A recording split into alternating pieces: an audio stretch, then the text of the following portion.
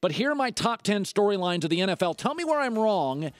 877-757-HERD. My number 10 is the OBJ saga continues in New York City. Emotionally, we've now heard multiple stories that sometimes he's difficult. Sometimes he can be disruptive. Sometimes he's over the edge. Here we go in New York. Eli Manning, end of his career. Ben McAdoo's got to win. Looks like the Redskins, Philadelphia, and Dallas are here to stay. The OBJ saga continues in New York is story number 10. Number 9. I think number 9 is Kyle Shanahan leaves Atlanta. The Falcons blow the Super Bowl. Do they just implode from this point, or do they continue on? Never been a Super Bowl blown like that one. And never been a coordinator in recent years like Shanahan who elevates quarterbacks. Does Atlanta do what a lot of Super Bowl losing teams do, implode? Number 8. Jared Goff. Is he an abject bust or can he play? You give up all those picks in Los Angeles, there are jobs, multiple jobs on the line. He was ugly. They bring in new offensive linemen, a new coach, an offensive-leaning staff. We're going to know in the first 5 games if this is an all-time bust or the kid can play. Number 7. Is it over for Cam Newton? They went out and got multiple offensive weapons to help him. Outside of a 10 or 11 game stretch, let's be honest, stop pandering. He's an average NFL quarterback. I know he does great commercials. I know he's handsome. I know he had an MVP year built on 11 games. But is it over? Because the way Carolina spent the offseason saying he's got to change, it sounds like they're losing patience with Cam Newton. Number 6. Can Andrew Luck bounce back? Finally a legitimate GM. Finally a legitimate guy. You see what the Colts did yesterday? Hired 2 more elite personnel people in the league. Can Andrew Luck, now with Chris Ballard, giving him a legitimate defense, do what we think he should do and win that division 10 years straight? Number 5. Can Mitch Trubisky play? And I'm not kidding you. I'm not sure he can.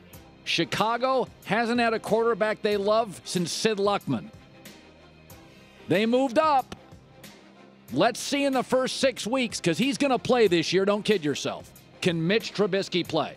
Number 4. Can the talented Raiders overcome that absolute stadium mess?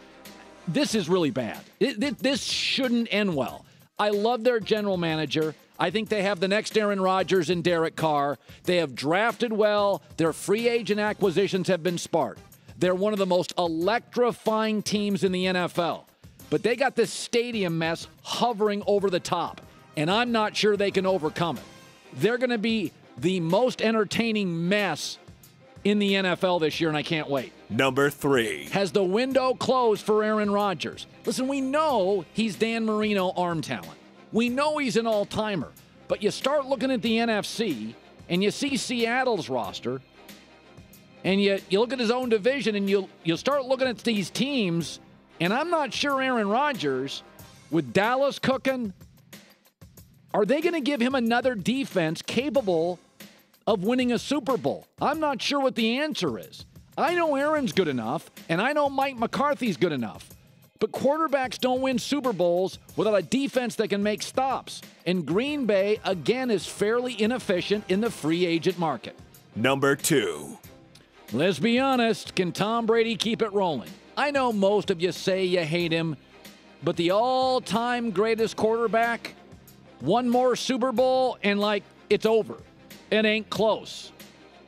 Football's not about perfection. Okay, Joe Montana's 4 for 4. If Tom gets to 8, regardless win or lose, it is an achievement that has never been duplicated, and it also ends the Peyton Manning-Brady thing, which I think is already over. And the number 1 story in the NFL. Number 1. Can Dak keep rolling with Dallas? Listen, we know Dallas has good offensive players. We know Ezekiel Elliott's here to stay. We know the offensive line's great. But these rookie quarterbacks that go out and post big numbers, that second year for Matt Ryan, that second year for RG3, that second year for a lot of these quarterbacks, Sam Bradford, doesn't look anything like the first year. I think Dallas is overwhelmingly the most interesting story. I know Dallas, the O-line, Ezekiel. There's a lot I know. Was some of this a little bit of element of surprise?